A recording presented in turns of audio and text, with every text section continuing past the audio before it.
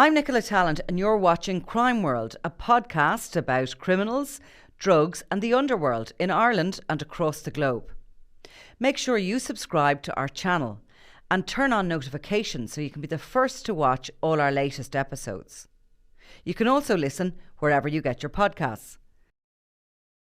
So, Michael, tell me exactly what an Ingram Mac 10 submachine gun is. The tabloids, I know, have long called them Big Macs. And, they're a specific type of weapon, and there's a particular reason that they came to be a significant part of your career. Well, thank you, Nicola. Thanks for the opportunity to talk to your audience about my book, Operation Abonar. So this Mac 10 is based upon an original by Ingram that was made as a small, easily concealable submachine gun that could be used in covert military operations, in effect. And other people had borrowed the design, tried to perfect it.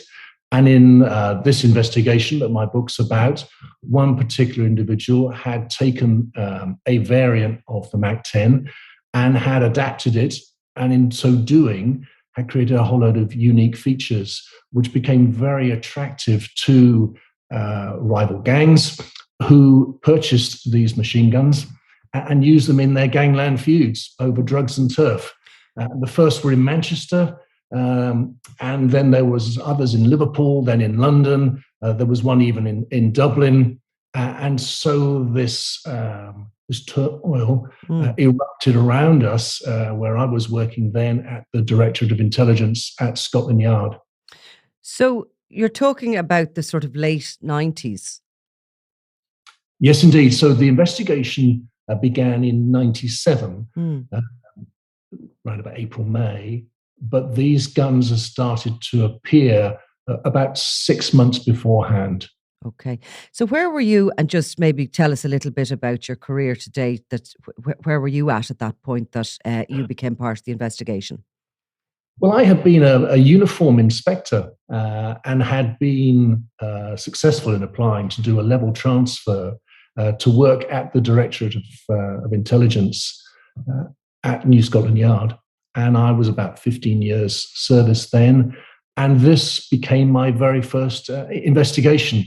And my remit was to run a number of intelligence units within Scotland Yard, one of which was the Firearms Intelligence Unit. And my team gathered information, intelligence about all firearms being used and or recovered from across the UK and some aspects of Europe, including the Republic of Ireland. So you talked about that the guns had basically been sort of recommissioned. Is that what it was? Yeah, we didn't know that initially, but it was proven by the Forensic Science Service, the gun room at the laboratory, who said these were originally manufactured as live fire, and then someone had deactivated them for a secondary market, and another individual had obviously purchased all of them to illegally reactivate them and get them up and running again as fully viable submachine guns, with a capacity with a 30-round magazine of that being emptied in around about 2 seconds at 1,200 rounds a minute. And now you said earlier that there was sort of they were unique, and that's what attracted members of the underworld, I suppose, to them. Was it the fact that they could fire so quick, and were they accurate? Was there any particular reason that they were used in gangland shootings? Because we don't see so much of that, I think, in these territories. Usually see handguns being used, etc. But what was it that really was attractive for the gangs? What was attractive, Nicola, was firepower. Firepower, easily concealable, a 30-round magazine. The gun could be supplied with subsonic ammunition, which when also used with the supplied silencer, the sound moderator suppressor, would make the weapon ideal for assassination, drive-by shooting, where the sound of gunfire would not be necessarily heard by the intended victim or any witnesses. So that suddenly appearing on our streets when, as you say, we were very used to seeing handguns, shotguns, to now have criminals armed with submachine guns, with huge rate of fire, as well as silencers with this specialist ammunition, presented to us, yes, quite a unique worry.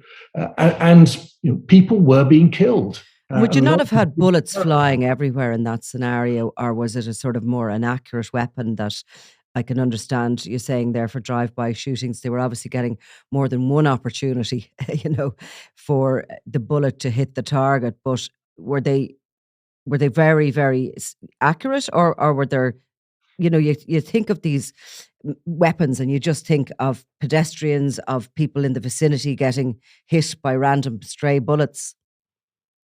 And that really was the problem, because the armourer who reactivated these guns hadn't used a rifled barrel, which would allow the bullet to spin accurately in the direction in which it was pointed. He had used a smooth bore, so the bullet would tumble, and therefore the gun was only really useful to its user, the shooter, at very close range. As you're suggesting, anything further and you're beginning to spray. And if you're trying to get control of a gun that is loosing off 30-round magazine in 2 seconds, this particular armourer had disabled the safety. So there was no safety and there was no fire select switch. So you couldn't just fire off one round in self-loading. It was fully automatic. And I know from testing one of these guns, you pull the trigger, that first second is such a wow. You've just fired 15 rounds in very short succession. By the time your head has got round that and you let go of the trigger, you may well have emptied the entire magazine randomly without any ability to hold the gun on target. Very, very scary piece of kit in very inexpert hands. Yes, and that's what I was going to say to you. Like, of course, the members of the gangland fraternity, back in the 90s, nothing has changed much. They're chaotic individuals, often young and alpha males trying to have every piece of equipment in their armory, the fast cars, the women, whatever. And a gun like that would give them a certain image too, wouldn't it? Indeed, but also a huge risk if you're found in possession of it, because some of these guns were what we called a dialer gun, whereby someone who needed one would dial up an individual they knew was holding one, and then where they would have it delivered, sometimes by a teenager on a bicycle. Yeah. Of course, that gun is accumulating a history of savagery and criminality. You wouldn't want to be found in possession of this gun, fear of everything being attributed back to you, as either the holder or a user. So when these murders started, I suppose, in various different territories, and nowadays maybe police are more open to communicating and cooperating with each other than maybe we have been in the past. But obviously you were able to quickly gather the intelligence that they were being used from London to Glasgow and into Dublin. So every police department that had come across this realized the seriousness and the scary potential of these guns coming into the underworld. Yes, and that's because I had a great team, and bless them, that they were the ones who brought their analysis to me, saying we can see across the country as well as London, and we can see this degree of commonality.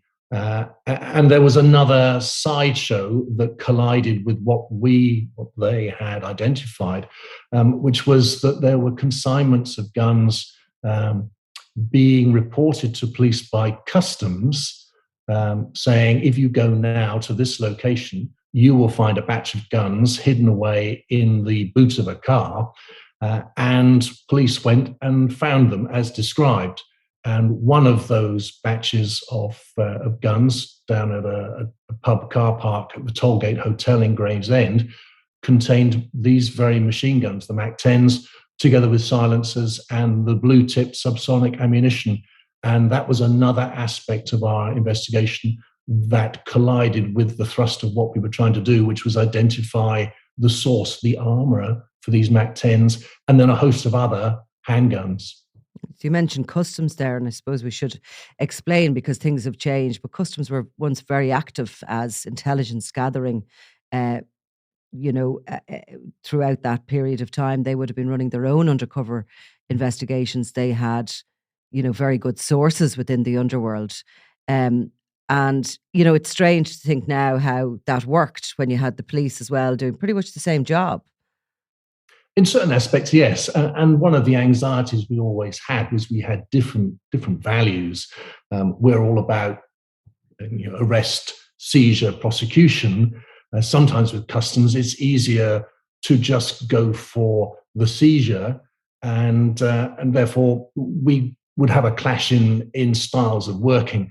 And on this particular investigation, where I highlight in the book, that really did happen, whereby customs were calling the police and saying, "Go now, and you will find."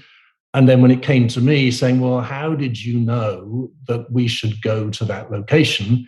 They wouldn't say anything, where the information came from. So we were not fighting against customs, but we were having to build up an intelligence picture where I could then go to them and say, "This is what we now know. And what we now know is you are being tricked. You're being tricked by people in prison who are trying to do a deal with you, which will be signed off by the Home Secretary, then Michael Hallowes, who will release these prisoners in the belief that, from what you're telling the Home Secretary, they've been giving you information about where other criminals have hidden their guns." And I can assure you, it has nothing to do with other criminals. It's all the same people. And this is one extraordinary aspect of this story, how that happened. You're, from your point of view as the senior investigating officer, trying to find the source of who was supplying these. You're trying to get to the head of the snake, essentially. You would have been urging customs to work their contact to try and give up the information about where they were coming from, as opposed to there's three of them in a car down, the road here. Um, how did you discover that behind the scenes and when you untangled all this, that there were prisoners trying to get their sentences cut, um, dealing with the Home Secretary and offering up a few weapons as opposed to uh, the real prize, which was the source of where they were coming from? Great question. Is without giving away the whole story in the book, the essence was that we had customs doing one deal, and then we discovered that the Home Office officials were doing a completely different deal. And in fact, it was all the same character who was running the show in Full Sutton Prison. It took us a little while, but that was the first major clue. We're actually dealing with Home Office officials being hoodwinked in order that a particular prisoner in Full Sutton could get to the Home Secretary and achieve early parole. And then we also discovered, with the assistance of the security service MI5, that two other inmates at exactly the same prison only a year before had already been released, only 11 months into an 18-year stretch, with running exactly the same deal of, "I'll tell you where other criminals have hidden guns if you let us go." And like at the heart of this, was there a political outcry about these guns making their way into the hands of the underworld? Was there fear on the streets by, the public at that time, that these guns were in the hands of criminals? And I suppose, in a way, how did the criminals that were behind bars work out how to work the system? Because that's what they were doing. They were playing one off against the other, and they were basically winning their freedom. But, was this the kind of thing that was being spoken about in Parliament? No, it wasn't being spoken about in Parliament, and for very obvious reasons. Certainly then, the Home Secretary coming clean that he had done a deal with prisoners with very No, but little I mean, was ground. the fact that these guns were on the street, that they were in the hands of these underworld characters, was that a kind of a political issue? Was there fear in the communities? And, had the media been able to make those links between the various murders in the different territories and how those guns were connecting them? Okay, yes, there was certainly the communities in Moss Side, Manchester, were very concerned, terrified, because these guns were being used. And the book begins with two officers patrolling at night because a member of the public has dialed 999. They turn into a street. As they get out of their car to investigate, this small group of youths outside a house, one of the youths pulls out a machine gun and shoots at them. Thank God, neither of them are hit, but a terrifying experience. Then later on, two police officers notice a drug deal happening. They give chase, and the man they choose to go after out of the two gets down behind a car and chucks something underneath it. When the officers reach him, they find it's a MAC-10 machine gun. And within days of that, Devon Dawson, a young man standing outside a public house in Cold Harbour Lane, Brixton, is gunned down and is ripped apart by 10 bullets. So yes, communities and police forces terrified, and very heavily reported in the media for very obvious reasons, because it's not the British way to have machine guns on our streets, certainly in the hands of criminals who are wantonly using them and totally indiscriminately. No, absolutely. It's definitely more something you'd like to think, or we certainly would see more in Mexico or other places like that. So, how did you go about sort of finding out exactly what was going on behind the scenes, and how did your investigation lead you to the gunsmith Anthony Mitchell? Oh, okay, not trying to give too much of the story away, but we pioneered with the UK telecommunications companies some very clever techniques, which are now common knowledge. But back then, it was really quite groundbreaking. And the first thing that we did, once we knew the identity of the man in Full Sutton Prison, who was talking to first Customs and then the Home Office, it was a case of backtracking. So how did he make those communications? And we discovered that he was using a solicitor as an intermediary. So we had a look at the solicitor, and we understood then how the solicitor was operating it. And he made a couple of mistakes, which then explained to us in very clear detail how the whole operation ran. And it took us a little while, but then we discovered that somebody else was looking at the same players because a man from Glasgow, an infamous, well-known criminal there, Paul Ferris, and he's written a book, I think he's even done a YouTube video about this. He wants these same MAC-10s, and he wants to send people to London to buy them, and it doesn't go according to plan, so he has to come down to London to purchase 3 with ammunition and silencers, and gets captured well and truly by the security service and the regional crime squad. Is he Glasgow, or is he from Glasgow, isn't he, Paul Ferris? Yeah, Paul Ferris is Yes. a well-known gentleman from Strathclyde, well-known then to what was Strathclyde Police, now Police Scotland. But yes, a very well-known criminal. So there was good cooperation between your own team and Scottish police. And not initially. You can quite understand that they were much closer to identifying some key players than we were. Obviously, our man in Full Sutton Prison is completely contained.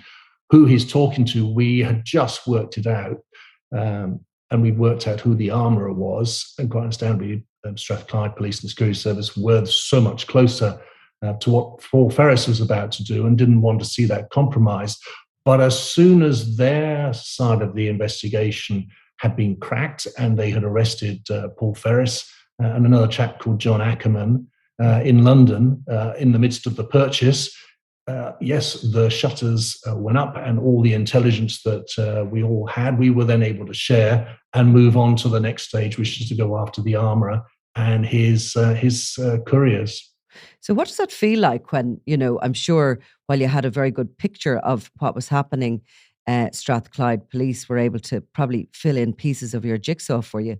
When you suddenly start seeing a clearer picture in a case that is so important to crack, really, how does it feel for that cooperation to know that they had a bit of the information, you'd another bit? Well, it's hugely exciting because you've been working effectively from a desktop.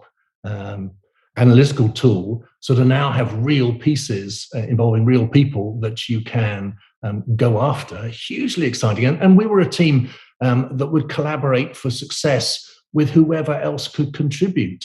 And we were highly effective at it. And this was my first major investigation as a detective inspector. And I wasn't indoctrinated in any ideals that, well, we must keep this into silos, we're not going to share. My view was we need to collaborate for success, and success is a shared goal here. Let's get the armourer and let's find the guns and who's been buying them so that we can get the whole damn lot off the street.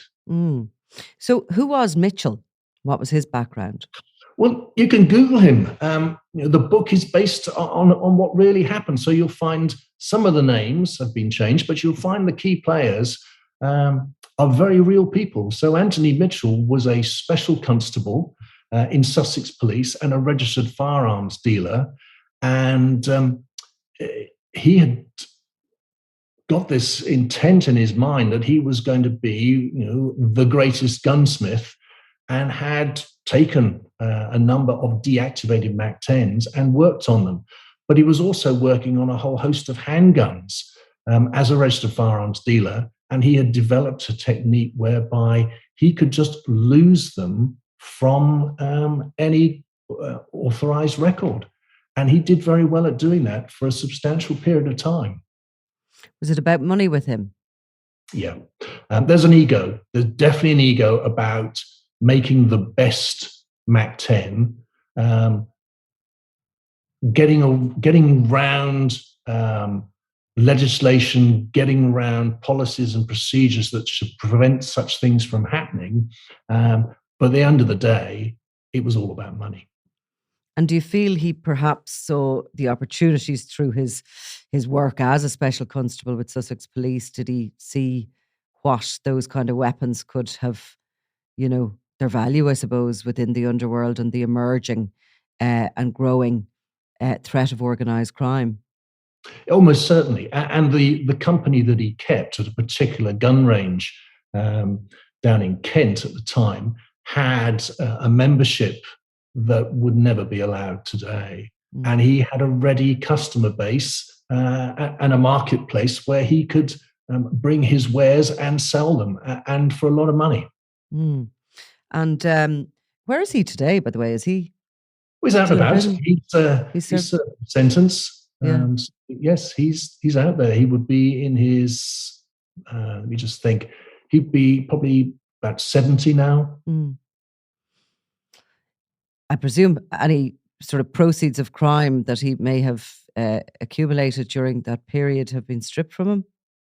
Well, yeah, you'd have to get to the end of the book to realise what didn't go quite according to my plan.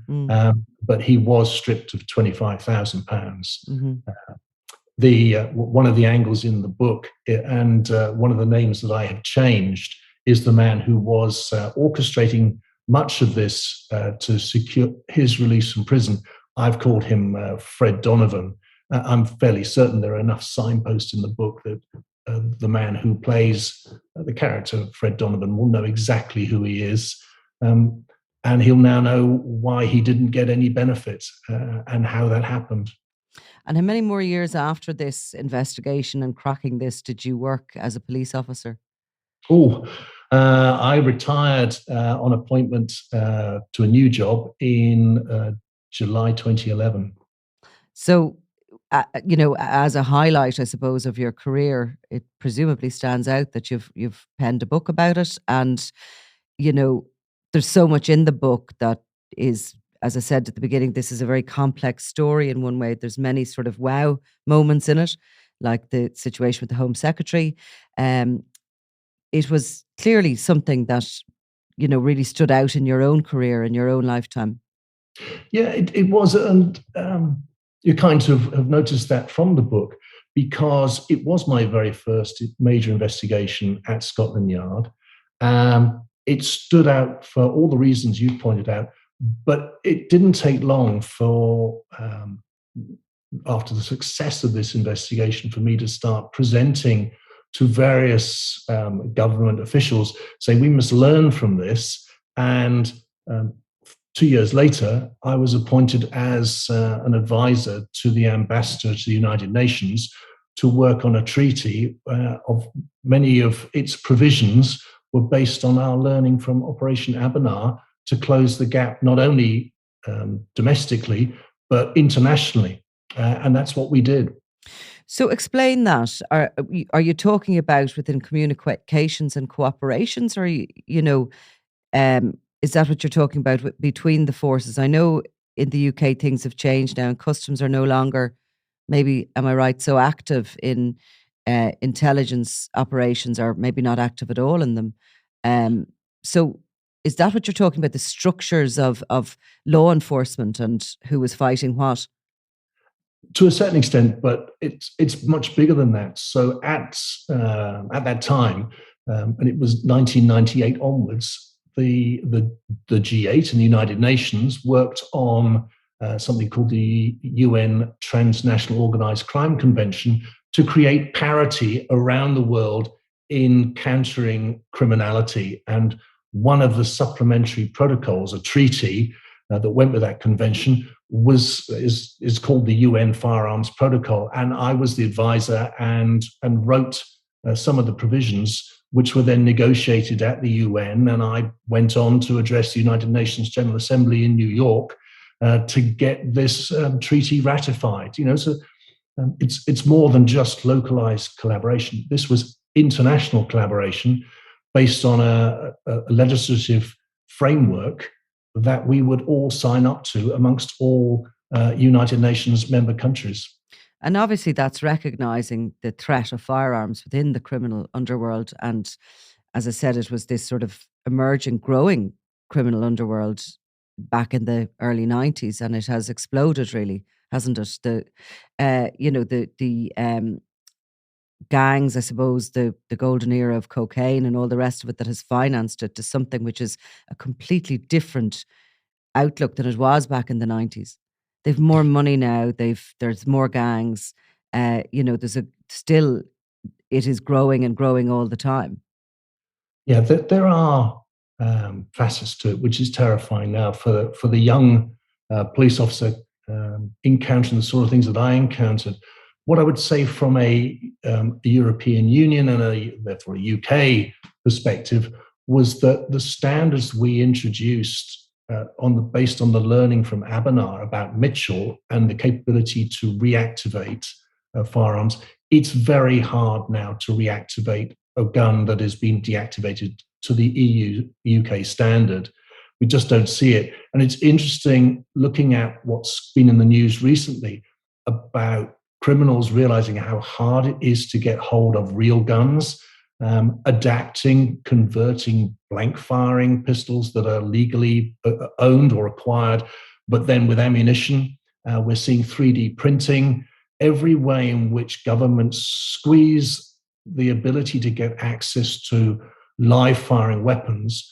Criminals will try to find another way to make them for themselves. And that's what Abonar was about. How do we stop this dynamic of the legal arms trade leaking into the illicit arms trade for the benefit of serious organized crime, and to the absolute horror and detriment of the general public? Because I know, and it's in the book, that one of these guns was used after the investigation was over in 2003, a drive-by shooting in Birmingham. It's given the colloquial name of being the murder of the Shakespeare sisters. Very recently, I was at the Metropolitan Police Firearms Forensics Unit, where they were showing me imagery of a gun that they have yet to recover, but it's very clearly another Abonar Mac-10. They're still out there in small numbers, but they're still out there. Mm-hmm. So I suppose finally what happened came of Michael Howard. Did he ever sort of apologise for what went on, and what came of all those, or certainly some of the criminals that he pardoned and reduced their sentences for? Well, the way journalists have written it up, Nicola, is that he's never apologised. Yeah. And in fact, a particular member of Parliament, Peter Kilfoyle, who was a Labour MP for Liverpool, he really campaigned to have the release of these two men reinvestigated. He made all sorts of allegations. And it wasn't until 2005 that he finally succeeded in having that reinvestigated. And the two prison inmates, well known, Hass and Bennett, the Home Secretary had given them a royal prerogative of mercy, that is to release them. And it was reinvestigated by a good colleague of mine, Graham McNulty, and he successfully had them convicted at the Crown Court, and they were sentenced to 20 and 22 years for basically running the scam that tricked the Home Secretary. And the Home Secretary then, Michael Hallowes, I seem to remember journalists reported it saying, he said he blamed it on the judiciary because he'd had a letter from a judge saying that these two men should be given the benefit. We'd call that a brass neck over here.